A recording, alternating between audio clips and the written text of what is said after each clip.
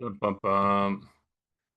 I've been getting some questions about my philosophy, frameworks, methods, kind of the general stuff that's not specific tactics on growing membership. So I thought it'd be good to make a video and answer some of these questions and see where it goes. So we're going to start with some philosophy and approach. We're going to go with some frameworks and methods, and then there's some questions on business growth and personal lifestyle. So let's get started.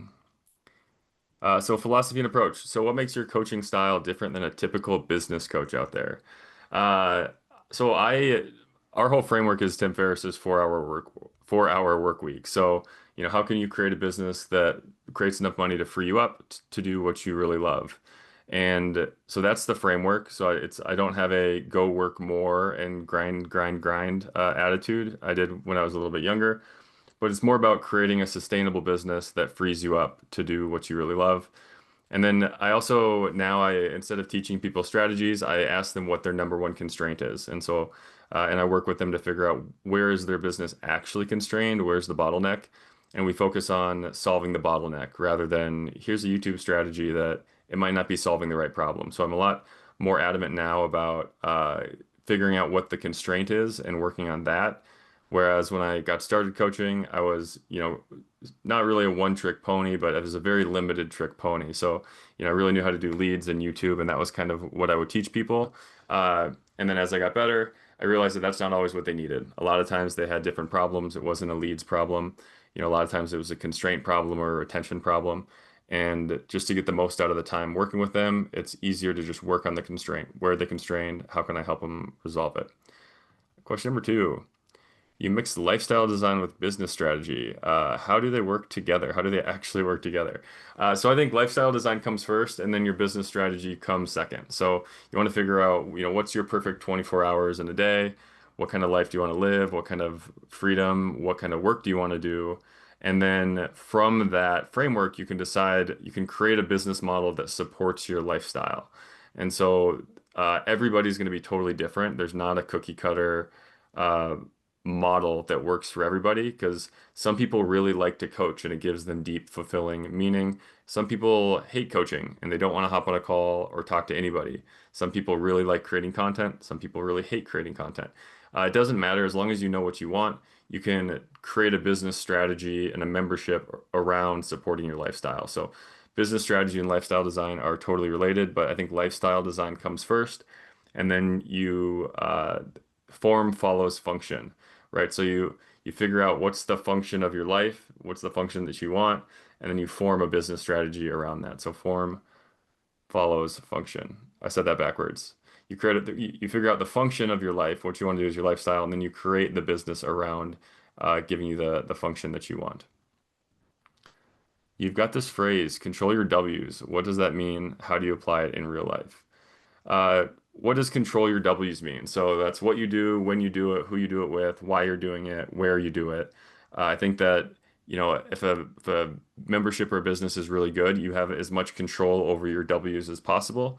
That doesn't mean that you don't work. I think that a lot of people are really fulfilled and enjoy the work that they do, but you want to choose the people that you work with. You want to choose when you're working.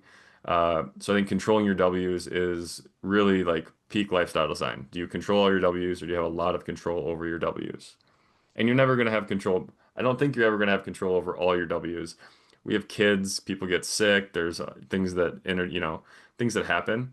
But when things happen, are there other things you have to do or do you have the freedom to go take care of them? And so controlling your W's is really the name of the game, right? And your business model should support controlling the W's. How do you help someone design a business that fits their life instead of the other way around? So first you got to just talk to them and see what do they want out of this business? What do they want out of life? And um, and then I do a lot of work with human design recently. It's new to me, but I think understanding that people have different tendencies and some people really thrive with creating content. Some people really thrive with generating stuff, and then other people do not thrive that way. A lot of people are introverts. They don't like going out.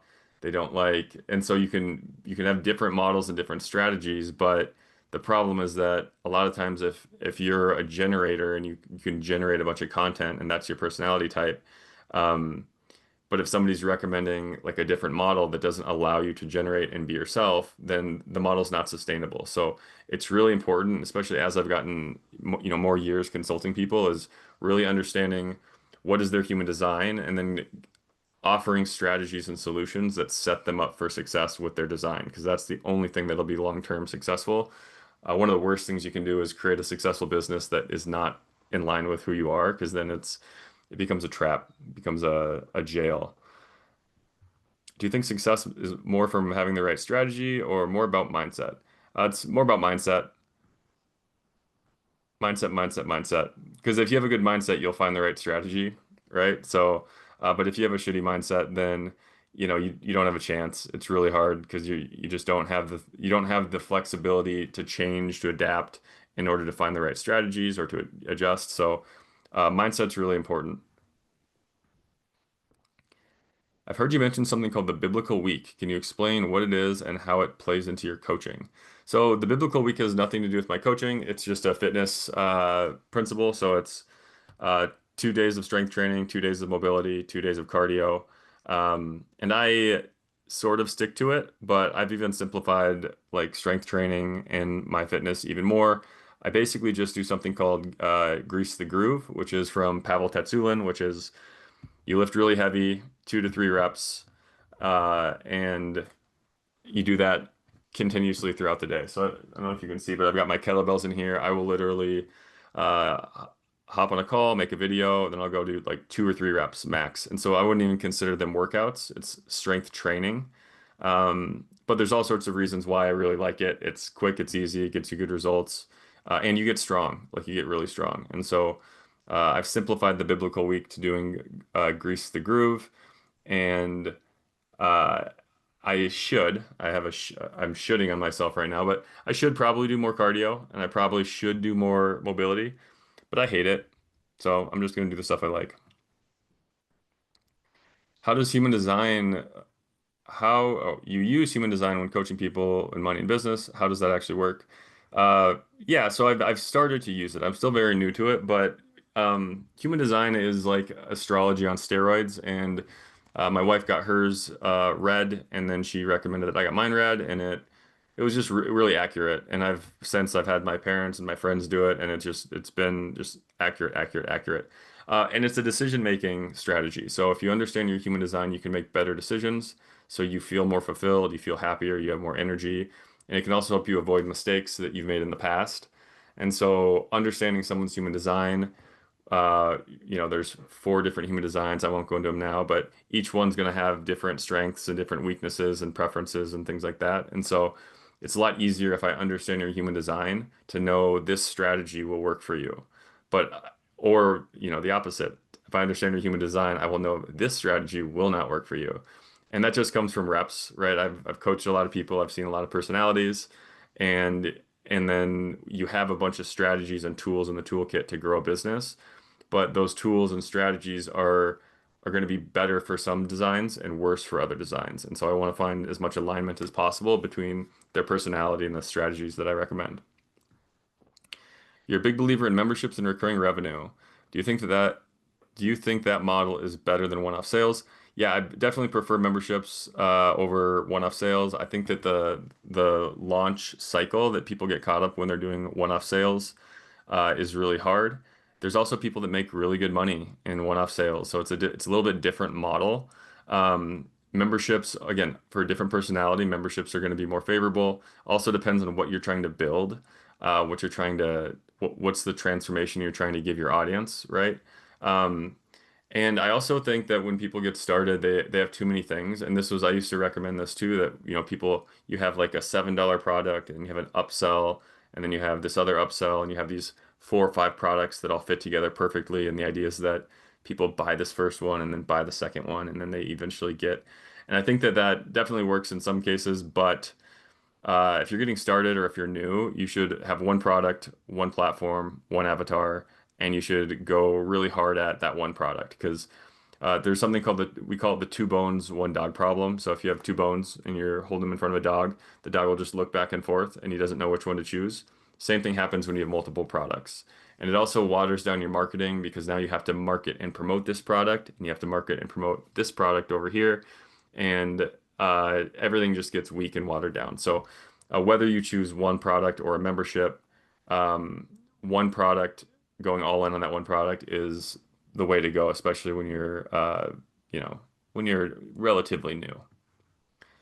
Can you walk me through your survey and stay retention system and why it works so well? Yeah, so for memberships, it's really straightforward. People are in the membership because they like it, and then you survey them and you say, what else would you like? And then you create the things that they would like. And because you can create the things that they would like, they're more likely to stay around next month and the month after. So survey, hey, I'm creating some new yoga videos. What yoga videos would you guys like? Oh, create yoga for low back pain. Great. Hey, next month I'm coming out with yoga for low back pain. Stick around and join. And then so you do these surveys, you get direct feedback, and then you can kind of dangle the carrot. You can dangle the carrot in front of people so they'll stay in the membership longer. Also, the membership will get better and better because you're putting stuff in that is validated and that people want. So that's the survey and stay. Survey your audience and then dangle the carrot, create the stuff that they want. The number one mistake you see when coaches and entrepreneurs make when they're trying to scale. Uh, the number one mistake that coaches and entrepreneurs make when they're trying to scale. I think that scaling is kind of this dirty word where I used to think scale, scale, scale, more views, more social platforms, more. But I think that the number one mistake is that people don't have a great product. And when I look at the companies that I've been involved in that have been really successful, I've been successful helping them grow it because their product is great. It's so much easier to have a great product. So a lot of people are trying to scale, but the product's just not worth scaling. It's not that good. So really focus on your product, get feedback from the people you're working with, and put a lot of energy and effort into making a great product. And then scaling becomes a lot easier because you have a product that people want to talk about and you're getting good results. So the number one problem that most coaches, entrepreneurs make is that their product's just not good enough. Let's say someone's traffic completely plateaus. What's the first thing you would tell them to do? It totally depends on what they are, where they are, their personality. But generally, I think partnerships and collaborations are really quick and easy ways to grow fast if you know how to do them. And so I would figure out, what's the list of BDA partners before, during, after. Here's your offer. What what products or services are your members buying before they work with you, during their time with you, and after they work with you? I would get a big list of those people and I'd figure out which ways, how to do partnerships, giveaways, collaborations where the partner gets a win, we get a win, and the audience gets a win. And that can be really good. And if you've plateaued, then you can there's always businesses that are partnership businesses once you know how to think about it. You've built a lot with YouTube. How do you see it compared to other platforms? So I personally, I've helped a lot of YouTube channels or YouTube businesses increase their profits. That's what I do. Um, I like YouTube for the right personality. So people who are generators who can create lots of content. I think it's great. I think it's really good for long-term growth. It's really good for authority. So it's almost like writing a book. If you write a book, then you're the expert in that thing. If you have a YouTube channel on it, you're an expert on that thing. And so there's lots of side benefits of YouTube, but the most powerful benefit of YouTube is you're going to get views if you do it right. Views are going to get leads. Leads are going to get in your membership, and that can go 24 hours a day for you.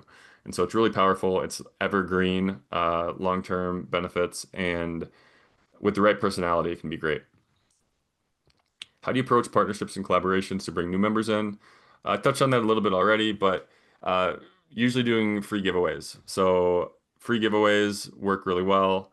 Find a partner, a BDA partner, and give something away that they have. And if you do it right, the audience that they have is going to be interested in your membership as well. And so you can use what's called OPR, other people's reach. You can use the partner's reach to get more leads, to get in front of more people, and then give give their product away. You'll get more leads, they'll get more leads, and then you upsell to your membership. And usually we'll say like, if you join the membership now, then you'll get this product for free, and you just price it into the membership upsell.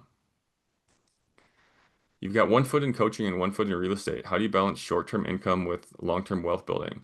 So I do have some feet in real estate. My primary thing is coaching and then in running Sarabeth Yoga. Um, Real estate is very much a family thing. So you think about lifestyle design, the real estate that I invest in is places that our family can go and that our family loves. And then also, that product or that property should be profitable from like a short-term rental standpoint. And the properties, if they just pay for themselves and then our family gets free vacations, that's the victory for us. Our Yeah, I'm much more a lifestyle design person, and I approach real estate that way too. Is how can real estate improve my life?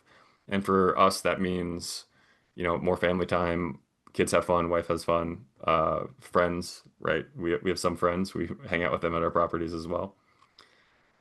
Personal and lifestyle. How do you personally measure success? Uh, how do I personally measure success? So I like controlling your W's. I think that's a good measurement for success. Who you work with, why you're working with them, when you're working with them, where you're working with them.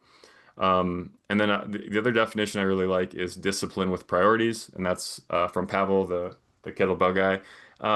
And so having discipline with your life, and so you stick to the things you say you're going to do, and then priorities, like being clear with what are your top priorities now for your life, and then also what are your top priorities for your business, and then allocating your time really well to those priorities. If you look through your calendar, what does your ideal work week look like? My calendar is basically empty, and I hate having calls on it. When I was doing coaching before, I had a bunch of coaching calls. Calls and things on my calendar, they warp my whole day. They warp my whole mind. So if I have a call at 11, I'm thinking about it before, I'm thinking about it after. I have to prepare for it, and so it just ruined. So I try to have as little stuff on my calendar as possible. My general schedule is I wake up before the family comes up. I'll do some work in the mornings. Family will get up, eat breakfast, take the boys to school. I'll work till about 11, and I try to get all the important stuff done before 11, and then I kind of lounge around all day. I'll do calls in the afternoon because I enjoy calls when they're not on my calendar. So I'll call friends or I'll call people that I want to talk with. But I usually try to do less intense work in the afternoon because I like to relax more. I try to get all the important stuff done before 11 a.m. You've got family. How do you bring them into lifestyle design and business experiments you're always doing? Uh, Business experiments I'm always doing. How do you bring them into lifestyle design and business experiments? So my family's we all know about lifestyle design. We talk about Tim Ferriss a lot. We talk about the 4-hour work week. We talk about business. We talk about creating a business that frees you up to do what you really love. So, our boys have their hobbies and their things that they enjoy, and then, they're already thinking about ways that they can generate revenue in a passive sense, so they can free themselves up to buy more 3D printers or to just to have more options, to have more choice. And so we talk a lot about choice and options and doing things that give you more options because I mean, my kids are similar to me. I didn't know what I wanted to do when I was young. I still sometimes am not 100% sure what I want to do. And so I don't want them to have to make that decision early. So I want them to have flexibility and choice. And so we talk a lot about lifestyle design and designing a business that supports your lifestyle. What's the strangest or most unconventional belief you have that most people would think is unusual? What is the strangest or most unconventional belief that I live by that most people would think was unusual? Strange belief that I live by. Um, so I think I would say that the strangest belief that I live by is that the goal is not to do as much as possible. The goal is to do as little as possible to get the result. And so I'm constantly looking at, what's the smallest amount that I can do that will get me the result that I want. And I try to condense it, compress things down. And I think that most people don't are not aware of how little effort is needed if it's really potent and you're doing the right things. Like working out or being fit, for example. Grease the Groove, Pavel's training thing is top of the line, one of the best strategies for maintaining your health long term. But the amount of time that I actually spend working out is tiny, tiny compared to my friends who are really fit. They just have to put in 2, 3 hours a week more than I do because they have a different strategy. So I think that the goal is to get the outcome with as little effort as possible, and then go enjoy your life with whatever you want to do. If I had to completely start over again tomorrow, what would I build first and why? If I had to completely start over tomorrow, I would probably go pretty hard into AI stuff. I think that that's still a really good opportunity to make a bunch of money, and it also has a good opportunity to create revenue while you sleep because you can build these systems that automate things and make businesses lots of money. But once the system's built, you don't need to be involved very much. So I think AI is a big opportunity. I would probably go in that direction. Um, but I also would probably keep doing what I'm doing. I would keep coaching and just focus on partnerships and not do any content, but just find people who have memberships and companies that have people who have memberships, and I would partner and I would teach them how to grow their membership, and then I would get clients as a result of helping them. And so uh, if I had to completely start over, I would focus on partnerships and I'd probably still be coaching because I really enjoy it. So. Those are 19 lifestyle questions about me. Hope that was helpful. And if you want to work with me to grow your membership, there's a link to my membership accelerator Skool community in the link in the description. Have a wonderful day.